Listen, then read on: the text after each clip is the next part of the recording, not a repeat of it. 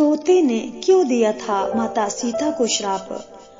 धार्मिक कथाओं के अनुसार बचपन में माता सीता अपनी सखियों के साथ एक बगीचे में खेल रही थी। तब अचानक उनका ध्यान पेड़ पर बैठे तोता तोती के जोड़े पर गया।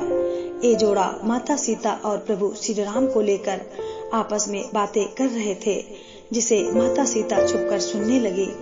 तोता तोती आपस में बातें कर रहे थे कि भविष्य में महान राजा श्री राम जन्म ले चुके हैं। वे एक महान प्रतापी राजा बनेंगे और उनका विवाह राजा जनक की पुत्री राजकुमारी सीता से होगा।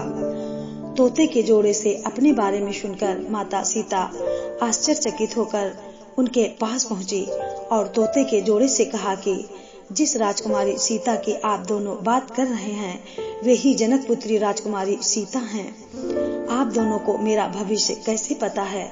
तब तोते ने कहा कि वो और उसकी पत्नी दोनों ही महर्षि वाल्मीकि के आश्रम के पेड़ पर रहते थे। महर्षि वाल्मीकि ही ये सब बातें अपने शिष्यों को बताया करते थे, जिसे हम दोनों भी सुनते थे।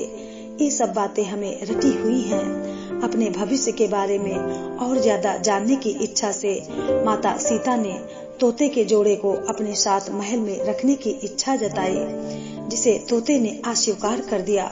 माता सीता अपनी जिद पर अड़ी रही और दोनों को पकड़ने की कोशिश की।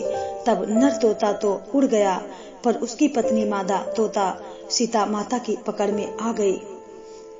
अपनी पत्नी को मुक्त कराने के लिए तोते ने माता सीता से प्रार्थना करी कि उसकी पत्नी इस समय गर्भवती है, इसलिए उसे छोड़ दें। पर माता सीता उस वक्त छोटी थी, इसलिए उन्होंने इनकार कर दिया। तब नर तोते ने माता सीता को श्राप दिया कि आपकी वजह से जिस प्रकार मुझे अपनी गर्भवती पत्नी से अलग होना पड़ रहा है, उसी तरह से आपको भी गर्भवती होने पर अपने जीवन साथी का वियोग सहना पड़ेगा। इतना कहकर नर तोते ने प्राण त्याग दिए थे।